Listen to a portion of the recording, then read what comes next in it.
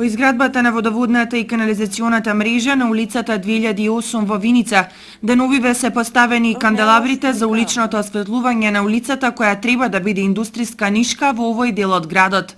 Според градоначалникот Дончев, новите стопански капацитети треба да отворат и над 100 нови работни места во зависност од дејноста за која ќе бидат наменети. Привршуваат градежните активности околу инфраструктурата, односно се привршуваат работите околу изградба на водоводната и канализационата мрежа, веќе се поставени канделабрите за улично осветлување, а заврши тендерот за асфалтирање на главната артерија што ќе го поврзува булеварот со Крушевска република.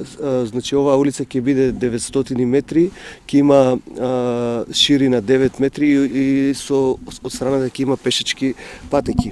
Досега во овој дел од градот се продадени 8 парцели, а на некои од нив објектите за лесна индустрија се веќе изградени. Веќе се инвестирани 500.000 евра во делот на инфраструктурната мрежа. 2/3 од овие средства се како кредит од Светска банка, 1/3 се средства од буџетот на општина Виница. Исто така морам да кажам дека во овие индустријски капацитети за мало стопанство очекуваме веќе во првата година вработување на околу 100 ново вработени лица.